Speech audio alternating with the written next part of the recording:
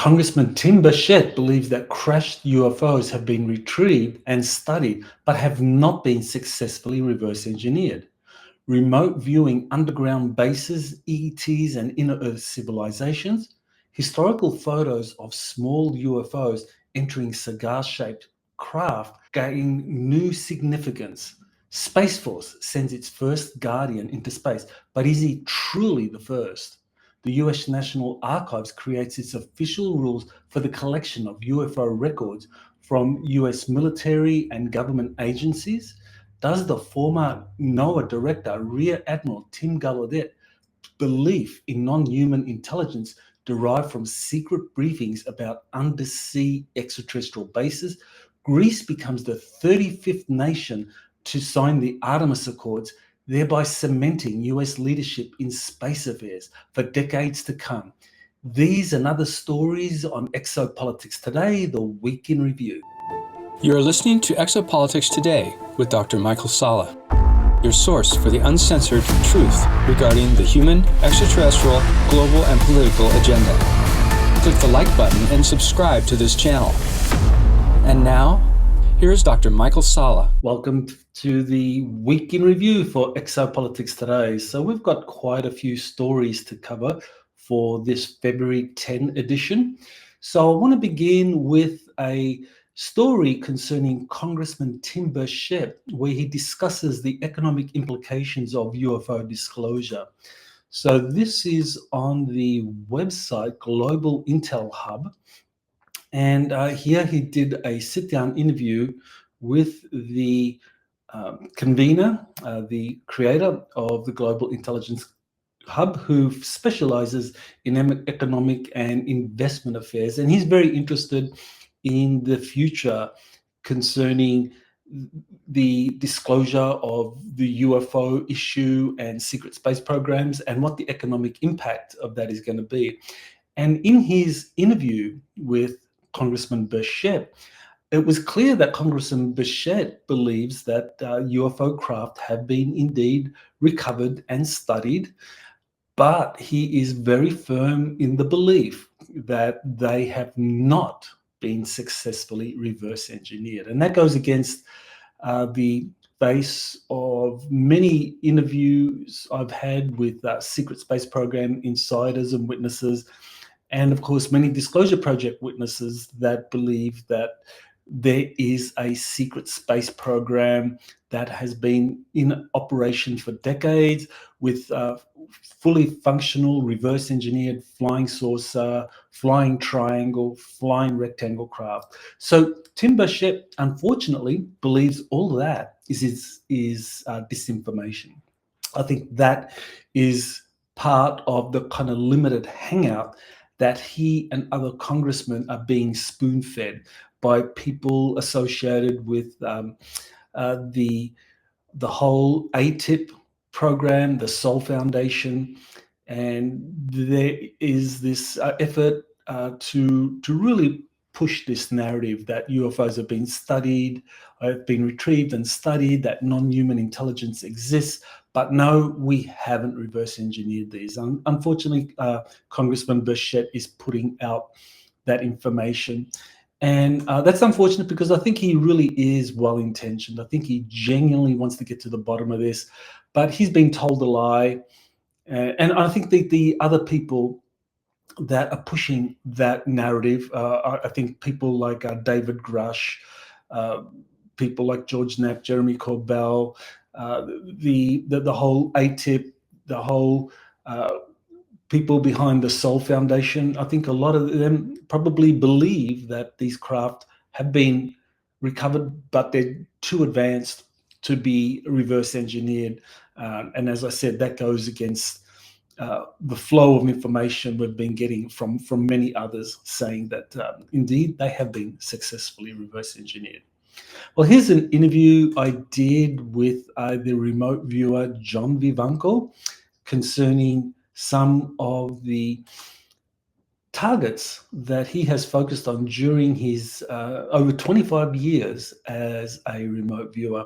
He's gained very excellent results in his remote viewing, which is essential if you're going to become a professional remote viewer. No one's going to pay an unsuccessful, inaccurate remote viewer. But if you are accurate, and that is something that major corporations are interested in, then they will pay you. And so that's how he was able to survive for many decades as a remote viewer. And he has a very interesting kind of history in the field. But in this interview, this is our second interview that we've done.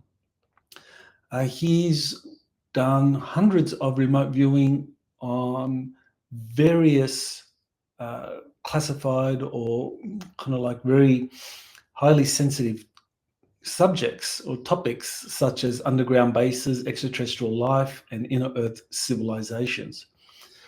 And what he did discuss was these remote viewings he did of Mount Hayes in Alaska and Mount Zeal in Australia, where he confirmed the earlier remote viewing data from a very successful remote viewer, Pat Price, saying that there were underground facilities there, major underground facilities. And just to kind of like give you an idea of how serious that was in terms of Pat Price discovering that, was that soon after he made that discovery and revealed that to a few other remote viewers and his superiors, he died.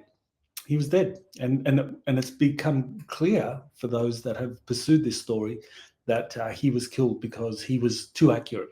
So this is the thing about remote viewing. In one way, it's publicly ridiculed by government agencies, but on the other hand, those same government agencies will eliminate anyone who is too accurate. And it's all done behind the scenes.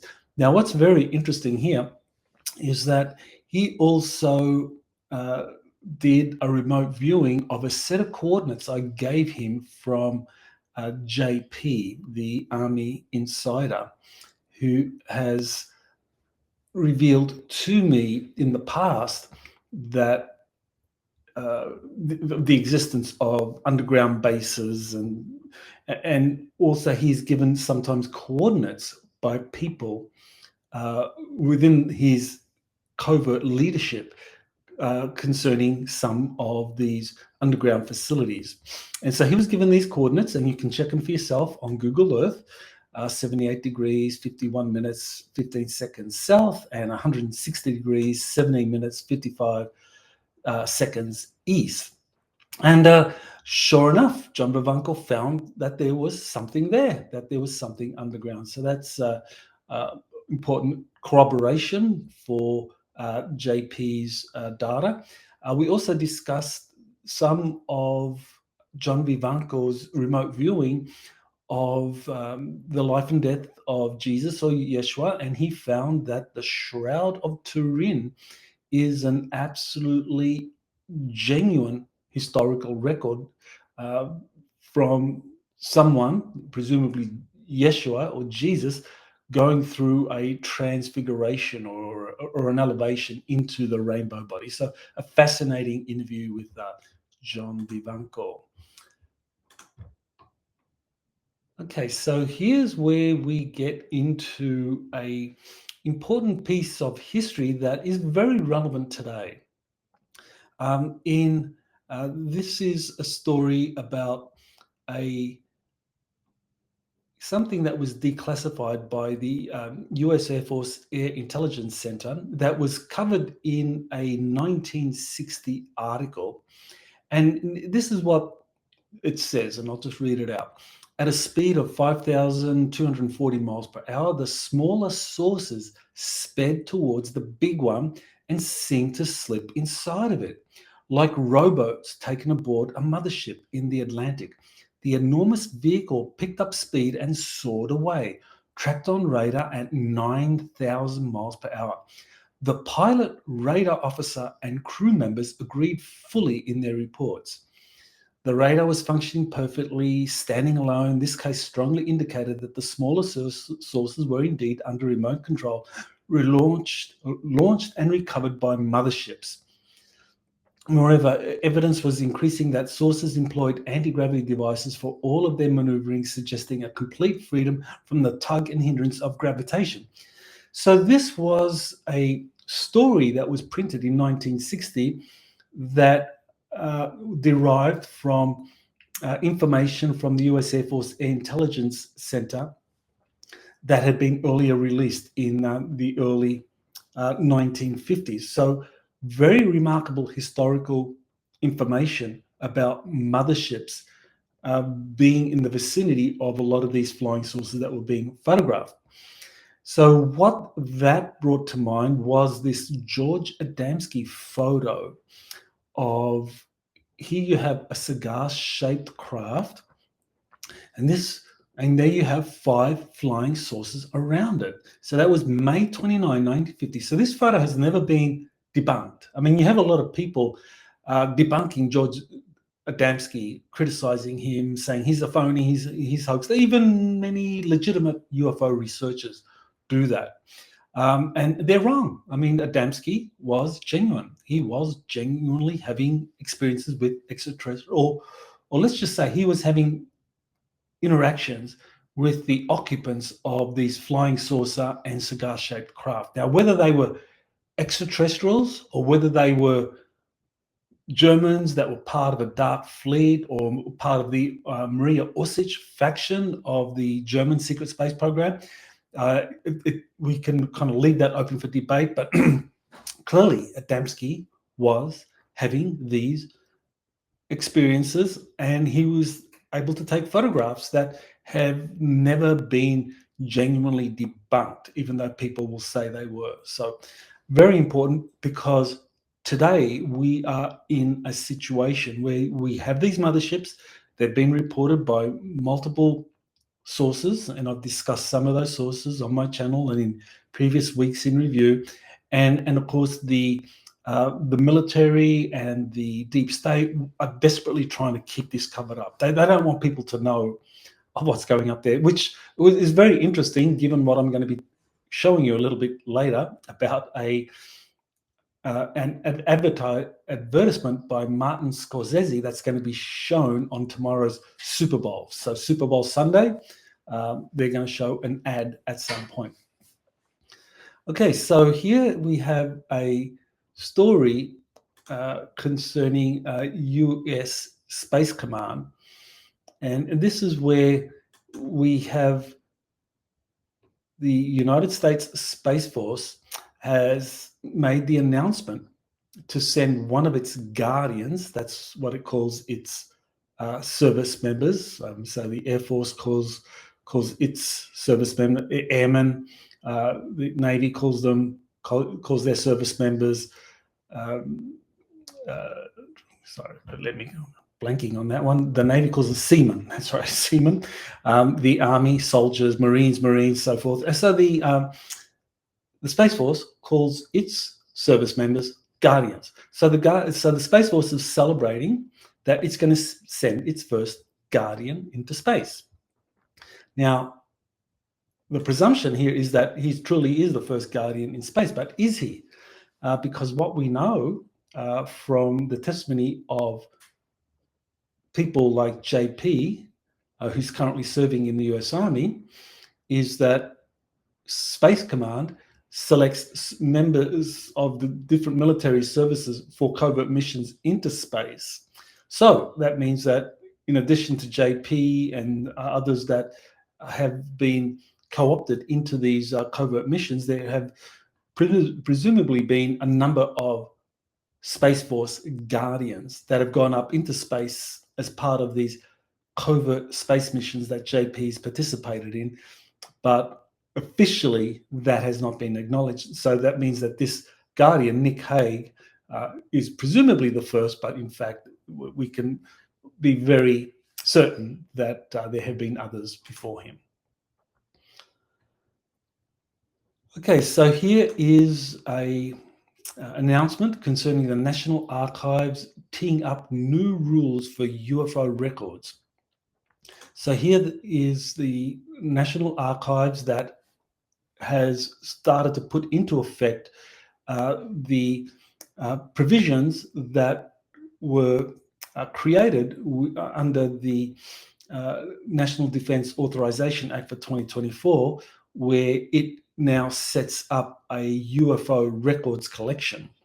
And it is approaching all the different military services and government agencies saying, hey, do you guys have any UFO records? If you do, you should send them to us, because now we are in the process of setting up a archives collection, which is a good thing. It's a positive thing, because currently, if you want UFO records, you got to approach all of the different military services or government agencies that might have that. So if you suspect, well, let's just say you think that maybe there's records data that was collected concerning, say, a UFO sighting near a military base, you might approach that military base, just say it's an Air Force base, so you approach the Air Force saying, hey, I want to know on such and such a date what records you have pursuant to this UFO sighting. You might have to approach the FAA to do the same thing. You might find out that there were, say, some Navy test flights in the area, so you need to approach the Navy. And this can go back many, many decades. So the advantage of this UFO records collection that's being set up under the National Archives is that you can just go to the one place, the National Archives, and they will, if they don't have that in its possession, then it can go through the process of ensuring that any government entity that has those records has released those, presumably that as long as that record has not been classified for non-release because it concerns some national security imperative. So typically after 25 years, all UFO records do have to be released, and the National Archives, once they are released, will make these available to the public. So it's a step in the right direction. It's a small step, nothing really major compared to what could have been the case with the UAP Disclosure Act, but that was gutted, and from the carcass of that UAP records collection, now you have this UFO or UAP records collection that is being set up by the National Archives. Okay, so here is this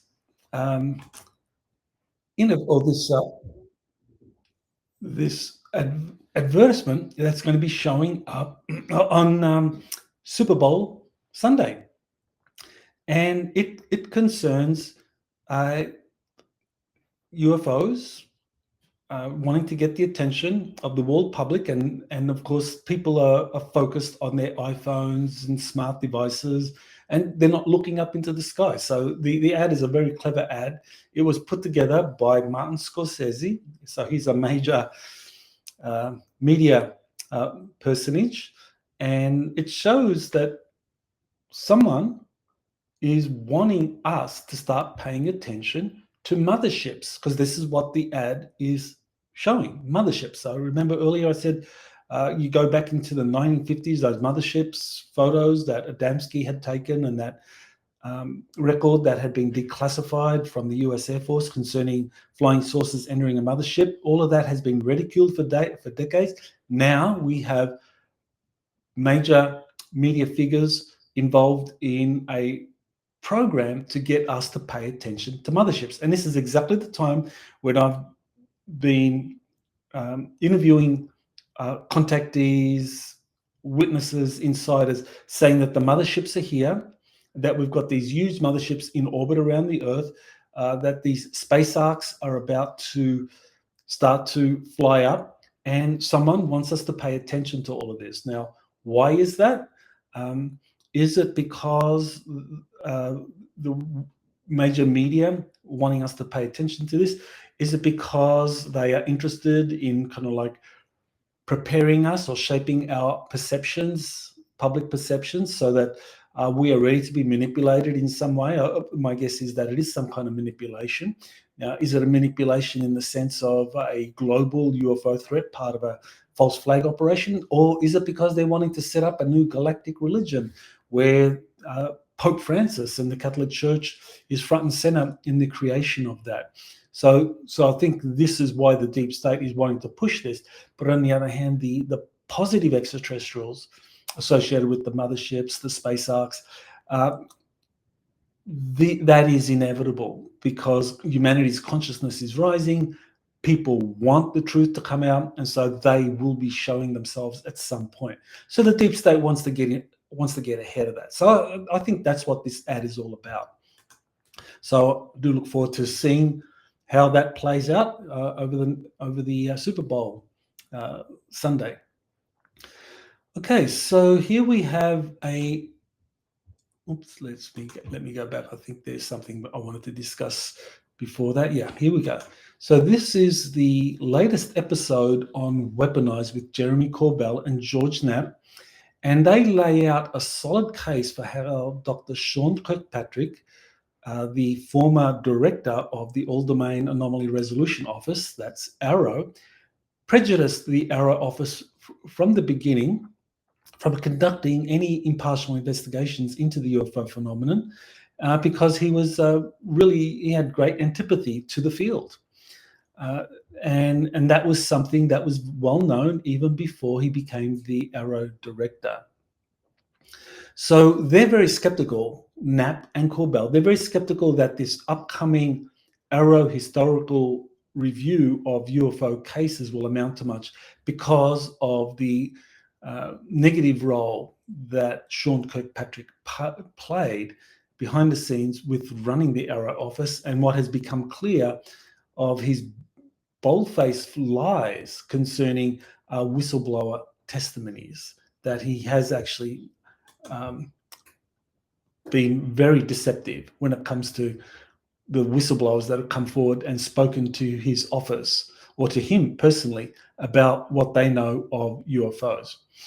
And this is a article in the Liberation Times that Corbell and Knapp described that is a very good analysis of Kirkpatrick's undermining of the AARO office as a trustworthy institution that would impartially investigate UFO reports and whistleblower testimonies. So this is a really fine article. I mean, if you haven't read it, The Empire Strikes Back by Christopher Sharp in the Liberation Times, I mean, he really does a fine job in showing exactly how Sean Kirkpatrick undermined the AARO office because of his own personal antipathy to the UFO issue.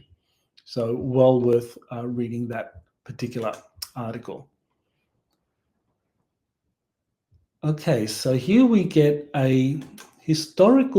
some historical film footage of John Northrup, and he is the aviation inventor who started up the Northrup Corporation, and that in time was incorporated into what today is known as Northrop Grumman, which is one of the major US aerospace companies that builds all kinds of aircraft carriers, and also secret space program vehicles for the secret space program. So John Northrup, he, in this interview, he discusses his interest in the UFO issue and his development of the B-49 flying wing. And that was something that was developed in the late 1940s, early 1950s. And it was revolutionary for its time, but it was repressed. It was actually, that particular project was crushed. And what this interview does is that it describes how the John Northrup was able to build this craft because of his innovative understanding of aerodynamics. But what's not well known is that John Northrup, actually, he was a recipient of these top secret briefing documents that were being circulated to top aerospace corporations by William Tompkins, who was part of a Navy espionage program to reveal to major US corporations and defense institutes some of the Nazi Germany's covert flying saucer projects. So the Navy was disseminating these briefing documents to anyone capable of understanding the principles behind flying saucers, anti-gravity, flying wings, and so forth. And and William Tompkins, who I worked with since he went public. It was in 2016 when I first began to work with him, and he released his book, Selected by Extraterrestrials. And based on our interviews and the information he released, I wrote the book, The US Navy's Secret Space Program. And he was quite clear that major inventors such as John Northrup did receive these briefing packets. So I think we could probably be reasonably confident that John Northrup was someone who did receive a briefing packet with information on flying wings and, of course, UFOs, and that this inspired him to come up with his B-49 flying wing design, which was incredibly innovative at the time. And of course, I mean, you have to go forward now 30 years of, from the late 40s up until the early 1980s, where you have the B-2 bomber, the first flying wing officially. So why did the Air Force have to wait for 30 years? Well, the reason was that Northrup's B-49 program was squashed by the US Air Force Secretary, Stuart Symington. Now, Stuart Symington is a very sinister figure because he was the person that actually went to visit John Forrestal, the very first Secretary of the Department of Defense, James Forrestal, and spoke to him confidentially. And according to what happened afterwards, James Forrestal had a nervous breakdown, and he was sacked as the Secretary of Defense based on what Symington had said to him. And I think what Symington had to say was along the lines of the Majestic 12 group wanting to maintain secrecy indefinitely and wanting to slow down the rate at which some of these innovative technologies were going to be released into the general public. I think people like Secretary James Forrestal wanted to release the technology as quickly as possible, brief the public that, yeah, we've recovered some extraterrestrial craft. Yes, that the Nazis had developed their own flying saucer craft. And yes, they've developed a base in Antarctica. So Forrestal wanted to make those kinds of revelations. He was shut down by the Majestic 12 group. And Stuart Symington was the guy acting on behalf of the Majestic 12 group to silence Forrestal. And the sinister thing about it was that soon after Forrestal's nervous breakdown and removal as Secretary of Defense in 1949, only months later, he allegedly suicided himself and fell from, I think it was the 16th floor of the Bethesda Naval Medical Facility.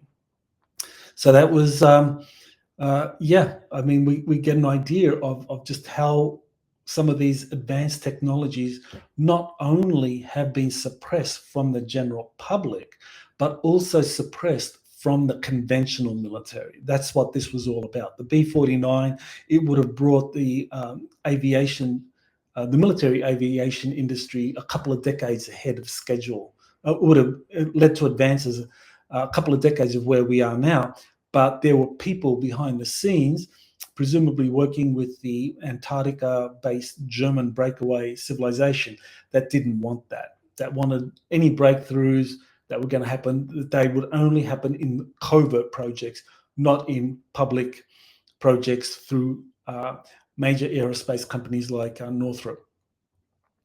Okay, so here is an announcement concerning my webinar that I did a week ago on February 3rd, What's Coming in 2024, Catastrophic Disclosure. It is now on Vimeo. So if you go to my Vimeo page. It will be there, and you can watch it. It won't have the Q&A.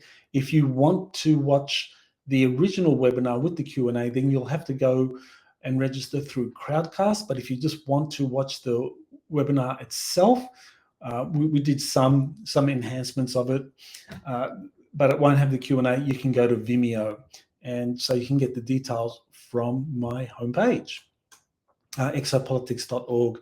It's there in the shop if you want to pursue that.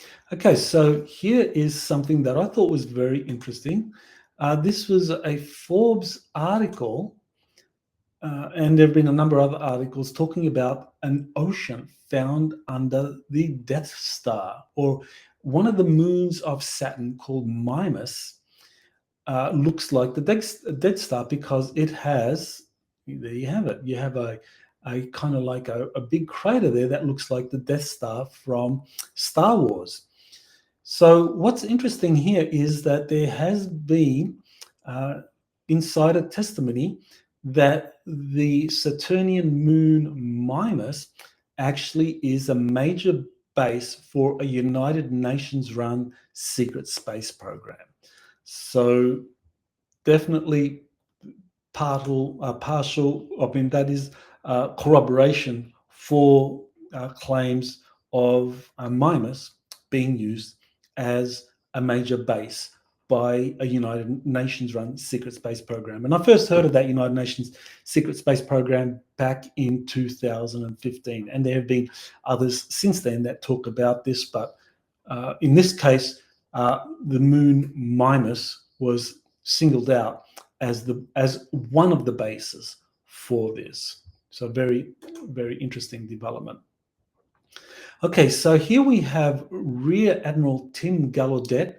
Here's a clip that only runs for 10 seconds. And what he's saying here is that he believes that non-human intelligence exists, that non-human intelligence have been recovered. And the question is, how did he develop this belief? Where did he get this conviction that the government has made contact with non-human intelligence? Well, this is where his position as the acting director of the National Oceanic and Atmospheric Administration, NOAA, comes in.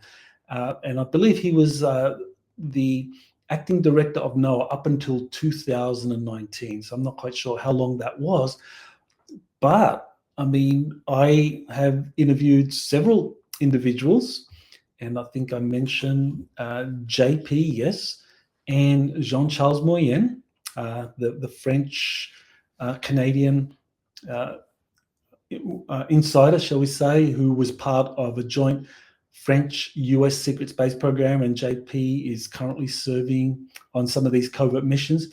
Both of them have described going to undersea bases that are part of a non-human civilization. In other words, non-surface humanity. Now, this could be an extraterrestrial colony that has been in place at the bottom of the ocean for decades or centuries, or it could be the remnants of ancient civilizations like Atlantis or even earlier that have been at the bottom of the ocean for millennia.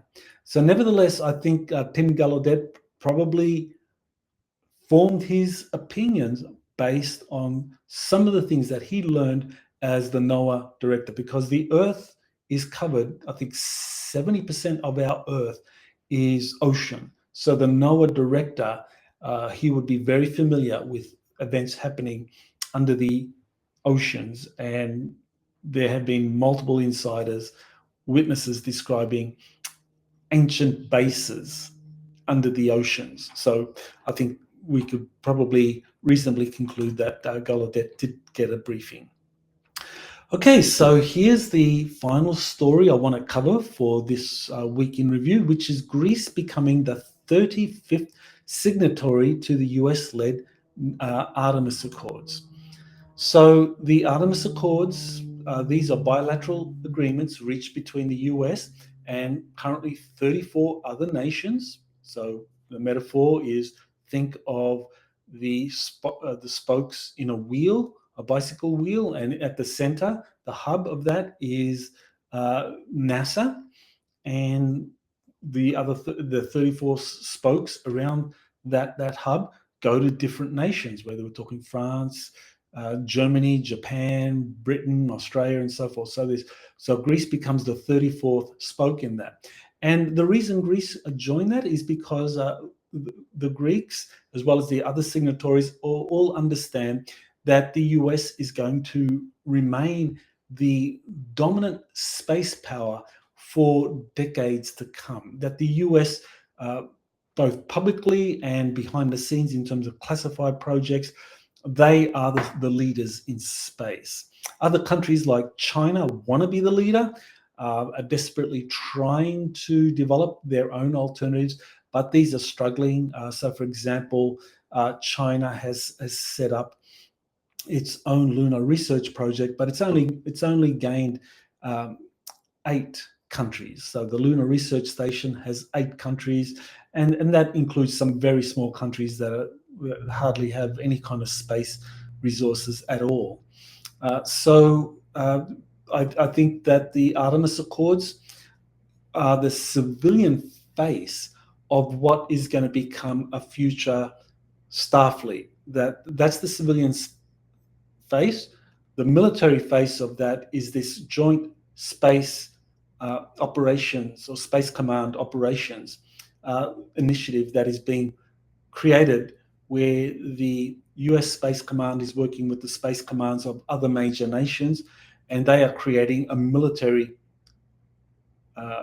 presence or coalition in space that will be there to protect Artemis Accords signatories, because the Artemis Accords, they have provisions in there talking about safety zones. So any signatory to the Artemis Accords, it's like they have a guarantee that they go out into space, they fund a joint project, say they want to fund a lunar mining project, so they send facilities or operations to the moon, and they're mining the moon or whatever, and that can be declared a safety zone because the Artemis Accord nations are working there. Now, if a rival nation like China or someone else, even extraterrestrial, threatens that safety zone, then that's when Space Command comes in with the other military space operations from allied nations that are part of that, which will become Starfleet, especially once we get the existence of the secret space programs being publicly acknowledged. And we're in the process of that. And I think this is like throughout the rest of this decade, up until 2030, I think is where we're going to have the existence of these secret space programs being revealed through the expansion of Space Force and Space Command, and all of that is going to be done in parallel with the expansion of the Artemis Accords. So that's it for this week in review. We are really at the kind of like precipice of some fascinating events for the rest of this year, and I look forward to presenting the latest developments in exopolitics to you next week. So I look forward to seeing you then, and don't forget, my most recent webinar is now available on Vimeo. So thank you for watching, and don't forget to like and share this video so that it can break the YouTube algorithms trying to censor this kind of disclosure. Thank you, and aloha. You have been listening to Exopolitics today with Dr. Michael Salla. Please remember to like, share, and subscribe to this channel. Join or start a conversation in the comments. Take the time to explore the vast library of best-selling books, webinars, and podcasts by Dr. Salla. Visit exopoliticstoday.com.